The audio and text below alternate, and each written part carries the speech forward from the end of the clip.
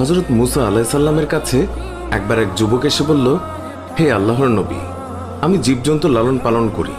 আপনি দয়া করে আল্লাহর কাছে দোয়া করুন, যাতে করে আমি তাদের সুখ দুঃখের সকল কথা বুঝতে পারি আর উপযুক্ত ব্যবস্থাও নিতে পারি।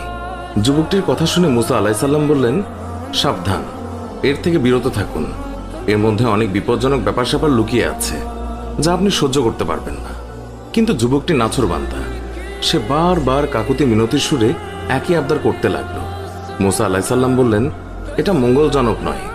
যুবকটি শেষে বলল, আর বেশি না হয় অন্তত গৃহপালিত মোরগ এবং কুকুরের ভাষা বোঝার ব্যবস্থা করে দিন। তার এই মিনতির কারণে হযরত মুসা আলাইহিস সালাম আল্লাহর কাছে এই ব্যাপারে দোয়া করলেন। আল্লাহ তাআলা তার দোয়া কবুল করলেন এবং যুবকটিকে জীবজন্তুর ভাষা বোঝার ক্ষমতা দান করলেন। যুবকটি খুশি মনে বাড়ি ফিরে এলো আর মনে মনে বলল, এবার জীবজন্তুদের সব চালাকি ধরা যাবে। পরদিন ভোরে যখন বাড়ির হাঁস মুরগি ছেড়ে দেওয়া হলো, তখন সেই যুবক মোরগের কথা শোনার জন্য বারান্দায় এসে বসল। বাড়ির কাজের মেয়ে রাতের বেঁচে যাওয়া রুটির টুকরো উঠানে নিক্ষেপ করল। কুকুরটিও কাছেই ছিল। এই সময় মোরগটি ঝাপটি মেরে রুটির টুকরো মুখে পুরে নিল।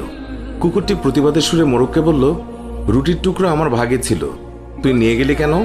উত্তরে মোরগ বলল, একটু সবুর করো, অবস্থার দ্বারা বুঝতে পেরেছি কালকে আমাদের মনিবের সুন্দর ঘোড়াটা মারা যাবে, তখন তুমি মজা করে তার গোশত খেতে পারবে। বারান্দায় বসে থাকা যুবক মোরগের কথা শুনে চিন্তায় পড়ে গেল। তারপর লোকসান এড়ানোর জন্য ঘোড়াটি বাজারে নিয়ে বিক্রি করে দিল। পরদিন ভোরে আবারও যখন উঠোনে রুটির টুকরো ছড়ানো হলো, তখন মোরগটি সঙ্গে সঙ্গে তা লুফে নিল।